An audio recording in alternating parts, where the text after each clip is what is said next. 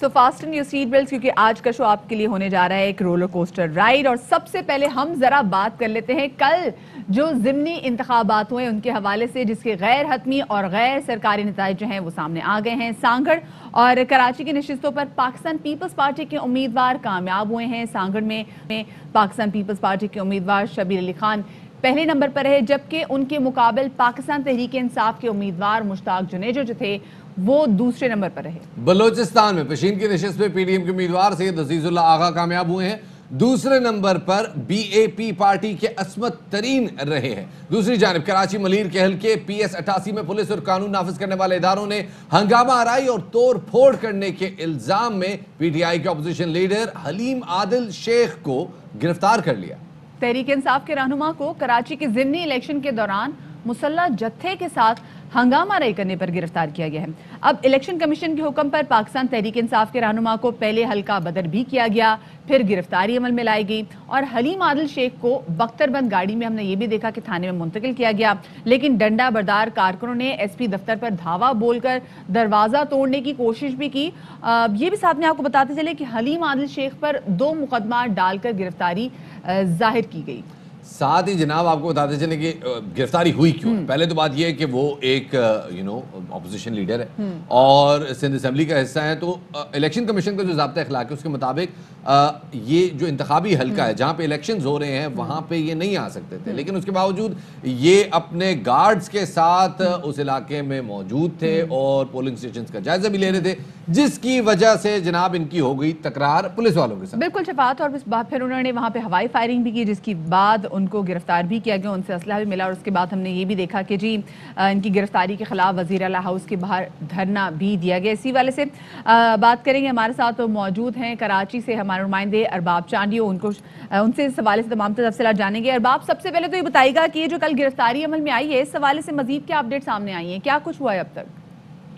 हाँ जी, सूरत-हाल ये है कि जैसे कि आपने पूछा, कल यहाँ ज़िमनी इंतखाबात हुए थे और इससे ज़िमनी इंतखाबात की सबसे बड़ी जो बदनज़मी या आप होशरबाजी कहें या शोबाजी कहें या असले की नुमाइश कहें, जो लफ्ज़ है वो कम है, वो कायदे हिज़्ब इख्तिलाफ सिंध असेंबली में हलीम आदिल शेख की तरफ से नजर आया, जिसकी वजह से पुरअमन इलेक्शन को एक पुरतशद्दुद इलेक्शन बनाने की कोशिश की गई और लोगों और वोटर का ध्यान सारा जो है उस पोलिंग स्टेशन पर चला गया, जहां सादा लिबास में लोग असला लहराते हुए न सिर्फ उन्होंने असला लहराया बल्कि असले का इस्तेमाल भी किया।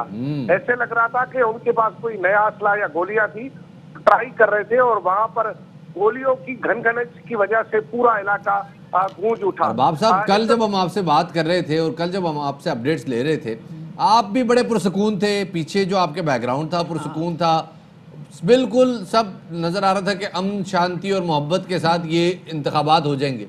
और आप ने जैसे ही हमें खबर दी उसके चंद मिनट बाद ये वाकया हो गया। तो ऐसा क्या हो गया उन चंद मिनटों में कि हालात इस नहज पर पहुंच गए कि हवाई फायरिंग करनी पड़ गई?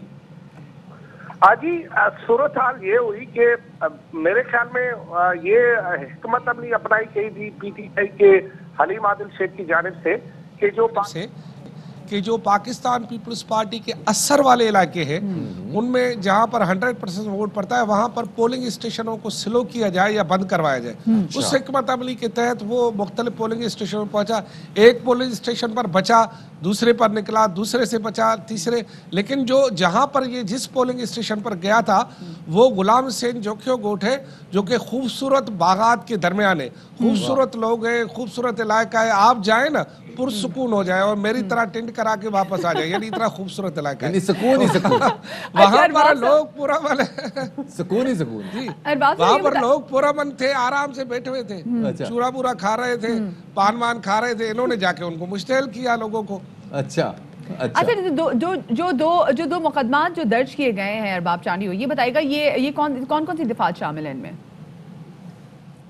इनमें तो वो दफात भी शामिल है जिसमें शायद जमानत भी इसकी ना हो पाए।